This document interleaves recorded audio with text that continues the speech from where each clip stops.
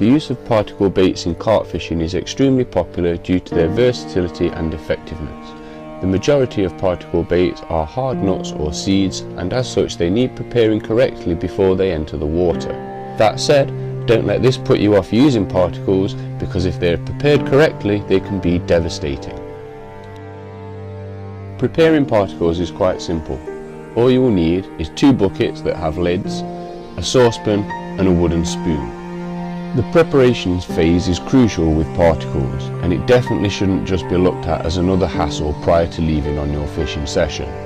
Part of the reason why particles are so effective is that during the preparation stage, which usually requires some degree of pre-soaking and boiling, all the oils and attractors within the particles are released, and this can transform a blend of boring seeds or nuts into a rich mixture of flavours and attractors. Into one of your buckets, pour in your seed mixture.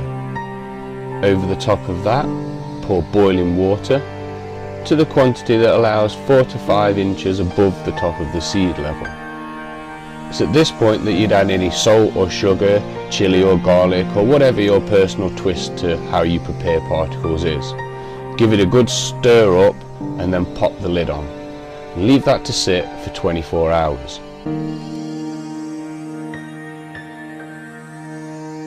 Now ladle small amounts of your soaked seed into the saucepan, top up with a little bit of water and bring to the boil. Once boiling, simmer for 30 to 40 minutes. This should allow your large seeds to become nice and soft, and any kernels that should split will split. Once you're happy that your particles have cooked, pour this mixture into your second bucket and replace the lid. It's very important that you keep the lid on this bucket for as long as possible and resist the urge to keep taking it off and looking at the seeds, as this will let the steam and the heat out. Also, if you can insulate this bucket off the floor and perhaps wrap it in an old sleeping bag, you'll keep the heat there longer and it'll help your seeds absorb more of the flavours. Repeat this process with your particles until you have cooked them all and your second bucket is full. Now's the time to add any additional flavours or liquid foods. Those of you that are looking to produce a cloud effect in the water should also add a tin of condensed milk. Give this a good stir up, replace the lid and allow this to sit and steep for another 4 hours. Once that's done, you're free to use it to fish or bag up and freeze to use later on.